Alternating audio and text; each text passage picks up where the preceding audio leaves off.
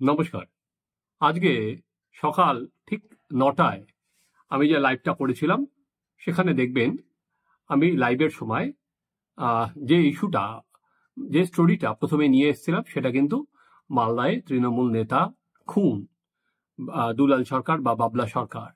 এবং সেখানে আমি বলেছিলাম যে আমরা নজরে রাখব যে সারা দিন ধরে এই খুনের তদন্তে পুলিশ কতটা এগোতে পারে। কিন্তু এখন পর্যন্ত আমরা যে প্রতিবেদন করছি সেখানে দাঁড়িয়ে কিন্তু যারা সুপারি কিলার ৩জনকে গ্রেপ্তার করা হয়েছে। ২জনকে করা হয়েছে বিহার থেকে, একজনকে করা হয়েছে মালদার ইংরেজ বাজার থেকে। এবং আদালতে দাঁড়িয়ে সরকারি আইনজীবী বলেছে যে কে মাস্টার মাইন্ড এখনো পর্যন্ত তাকে খুঁজে পাওয়া যায়নি। তাহলে গতকাল ধরুন সকাল ১০টা-১১টা থেকে এখন সন্ধে হয়ে গেছে, আমি যখন এই প্রতিবেদন করছি তখনও পর্যন্ত কিন্তু পুলিশ খুনের আসল কারণ বা মোটিভটা পর্যন্ত খুঁজে পায়নি। কি কারণে খুন হতে পারে? একটা হচ্ছে ব্যবসায়িক শত্রুতার জেরে হতে পারে, একটা হচ্ছে অন্তর্দ্বন্দ্ব বা রাজনৈতিক কারণে খুন হতে পারে, বা আর একটা কোনো ডাকাতি বা অন্য কোনো উদ্দেশ্যে খুন হতে পারে।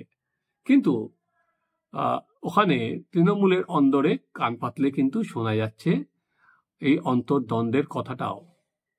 ওনার স্ত্রী ইতিমধ্যেই থানায় অজ্ঞাত পরিচয়ে ব্যক্তিদের নামে এফআইআর করেছেন। কিন্তু ববি হাকিম যখন গেছিল তখন কিন্তু যে একটা ভিডিও ভাইরাল হয়েছে সেখানে শোনা যাচ্ছে তিনি বলছেন দীর্ঘদিন ধরে ষড়যন্ত্র চলছিল এবং আজকে তার ভুগতে হবে কাকে? আমাকে আর আমার ছেলেকে। এবং উনি একটা টিভি চ্যানেলকে ইন্টারভিউতে বললেন যে সমস্ত কথা হয়তো উপরে দলের কাছে যায় না। কিসের দিকে তিনি ইঙ্গিত করলেন? এবং তার সঙ্গে মমতা বন্দ্যোপাধ্যায়ের কথা হয়েছে সেটাও তিনি বললেন। দেখুন, এই বাবলা সরকার সঙ্গে মমতা বন্দ্যোপাধ্যায়ের সম্পর্ক কিন্তু অত্যন্ত পুরনো। আগে মুখ্যমন্ত্রী হওয়ার আগে মমতা বন্দ্যোপাধ্যায় উত্তরবঙ্গে গেলে এই বাবলা সরকার এবং কৃষ্ণেন্দু নারায়ণ চৌধুরী এই দুজন কিন্তু মমতার সফরসঙ্গী হতেন উত্তরবঙ্গে, আমরা বিভিন্ন সময় দেখেছি। তো এবং যত তৃণমূলে যখন খুব অসময়ে ছিল বাবলা সরকার কিন্তু তখনও দল পরিবর্তন করেননি। মমতা বন্দ্যোপাধ্যায় অনেক সময় মালদায় গিয়ে তার বাড়িতে উঠতেন। ফলে মমতা বন্দ্যোপাধ্যায়ের বলা যেতে পারে প্রচুর পুরনো দিনের সৈনিক। তো সেই আর কি নেত্রীর সঙ্গে, মুখ্যমন্ত্রীর সঙ্গে ঘনিষ্ঠতার পরও তাকে সুপারি কিলার লাগিয়ে খুন করাতে কোনো অসুবিধা হয়নি। ফলে বোঝাই যাচ্ছে এটা একজনের কাজ শুধু না, তার স্ত্রীর কথাতেই এটা একজনের নয়, অনেকে মিলে এই ষড়যন্ত্রের জাল বুনেছে। এবার বিষয়টা হলো কে বা কারা? কারণ আমাদের টাটকা কিছুদিন আগে মনে আছে কসবায় তৃণমূলের কাউন্সিলর সুশান্ত, তাকেও কিন্তু এরকম ভাবে খুনের চেষ্টা করা হয় এবং সেই খুনের চেষ্টায় সেই বিহার যোগী পাওয়া গিয়েছিল। তো সেখানে আমরা কোনো দেখেছিলাম সেই জমি বাড়ি বা তার জন্য আর কি দালালি, সেটাই খুনের কারণে বড় হয়ে এসেছিল কসবার ক্ষেত্রে। তো এই ক্ষেত্রে কি সঠিক ঘটনা কি সামনে আসবে? এই প্রশ্নটা কিন্তু শুধুমাত্র আর কি পাঁচ পাবলিকের নয়, সে তার স্ত্রীও বলছেন যে আমি চাই প্রকৃত ঘটনায় যারা অপরাধী তারা ধরা পড়ুক। এর মধ্যে বোমাটা ফাটিয়ে দিয়েছেন কৃষ্ণেন্দু নারায়ণ চৌধুরী। তিনি বলেছেন যে 10 লক্ষ টাকা নাকি সুপারি দেওয়া হয়েছিল। এটা কৃষ্ণেন্দু নারায়ণ চৌধুরী, যিনি দীর্ঘদিন ধরে চেয়ারম্যান ছিলেন, মন্ত্রী ছিলেন তৃণমূল সরকারে, তিনি সরাসরি সেই বোমাটা ফাটিয়েছেন। তো কে দিল 10 লক্ষ টাকা সুপারি? কেন? বাবলা সরকারকে সরাতে পারলে কার সুবিধা হতো? ব্যবসায়িক সুবিধা হতো। বাবলা রেজিস্টার্ড ঠিকাদার হচ্ছে রেলের, তাছাড়া তার নানা রকম প্লাইউড সহ নানা ব্যবসা ছিল। সেটা কি ব্যবসায়িক শত্রুতার কারণে? নাকি যেটা শোনা যায় যে দেখুন অধুনা বাবলা সরকারের কিন্তু আগের মতো আর দাপট ছিল না। 3টে ওয়ার্ড 20, 21, 22 তার মধ্যেই ইংরেজ বাজারে তার ক্ষমতা বা দাপট যা থাকে। এবার নাকি শোনা যাচ্ছে যে বড়দিনের কার্নিভালের অনুষ্ঠানও সে করতে চায়নি, তার দলীয় কর্মীরা তাকে বলে অনুষ্ঠানটা করায়। এবং পুরসভার সময় বাবলার সঙ্গে যিনি কাউন্সিলর ছিলেন সেইখানকার নগেন্দ্রনাথ, তার সাথে গোলমাল হয়, তাকে পাশের ওয়ার্ডে পাঠিয়ে দেওয়া হয়, বাবলা সেই ওয়ার্ডে থাকে। ফলে নানা রকম গোলমালের খবর কিন্তু সেখান থেকে উঠে আসছে। অর্থাৎ তৃণমূল কংগ্রেসের যে আমি যেটা বলছি যে এখন বিরোধীদের থেকেও, বিরোধীরা তো অনেক দুর্বল, তারা কোনো ইস্যুতে মাথা চাড়াও দিতে পারছেন না, অনেক বেশি কিন্তু তাদের মধ্যে এই অন্তর্দ্বন্দ্ব, তাদের মধ্যে এই মতবিরোধ সেটা অনেক বেশি উঠে আসছে। যেমন শান্তিনিকেতনে একইভাবে দেখলাম যে তৃণমূলের এক নেতা খুন হয়ে যেতে পারেন, এটা গিয়ে লিখিতভাবে তিনি অভিযোগ দায়ের করেছেন। ফলে দলের অন্দরে কিন্তু এই বিষয়টাই অনেক বেশি প্রবলভাবে উঠে আসছে। তো এবার মমতা বন্দ্যোপাধ্যায় নিজেই দেখলাম উনি প্রশাসনিক সভা থেকে এই খুনের জন্য সরাসরি পুলিশ সুপারকে অপদার্থ বললেন এবং পুলিশ সুপারের ঘাড়ে কেন আর কি আটকানো গেল না সেই দায় চাপালেন।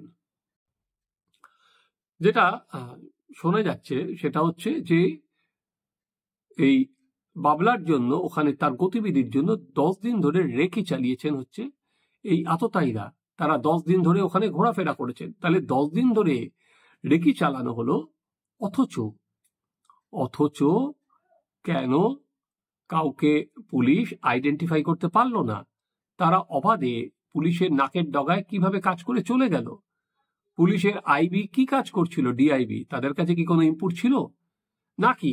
যেটা তার স্ত্রী বলছে যে অনেকদিন ধরেই ষড়যন্ত্র ছিল, সেটা সেই ষড়যন্ত্রের জাল পুলিশ পার্টির চাপ থাকায়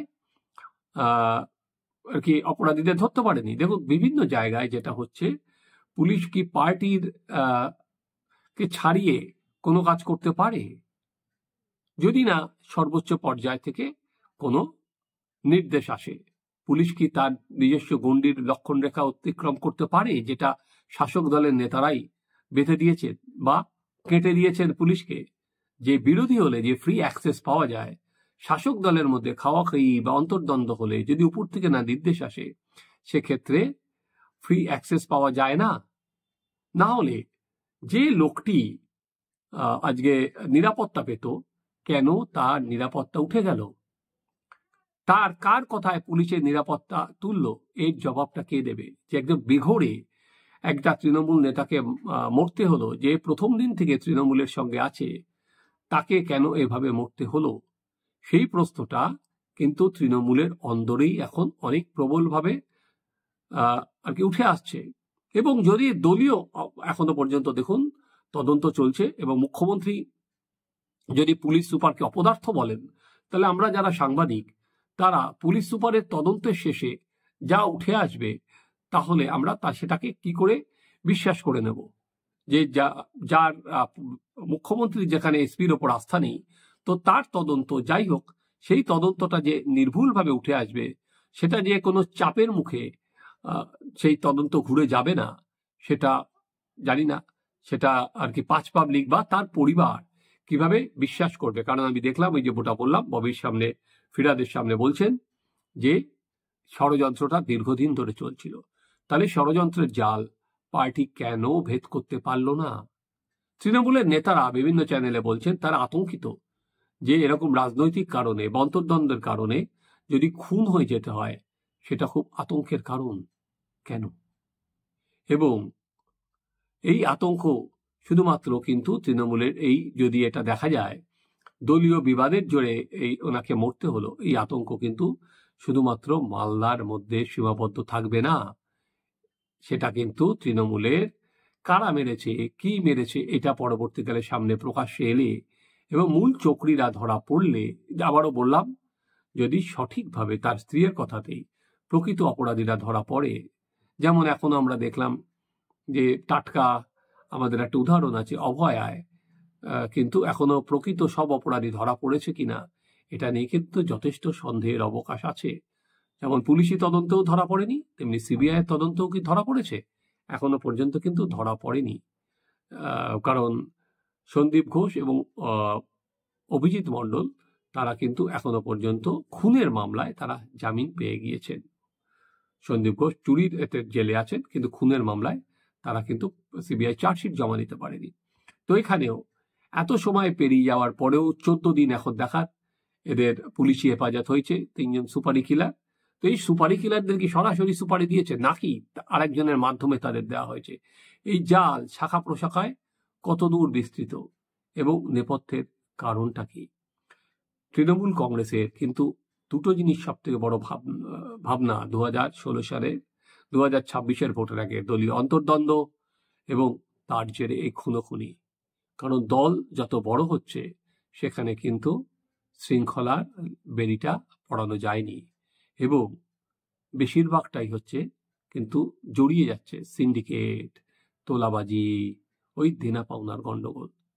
আবার সেখানে বাবলা সরকারের প্রকৃত যারা এই খুনের সুপারি দিয়েছিল, প্রকৃত অপরাধীরা আজকে যদি পুলিশ গ্রেপ্তার করে, তাহলে তৃণমূলের মধ্যে এই বিরোধ কি আরো বাড়বে? চলুন আমরা সেটার দিকে লক্ষ্য রাখি। আপনারা দেখতে থাকুন আমাদের চ্যানেল সাবস্ক্রাইব করুন, আপনাদের মতামত জানান।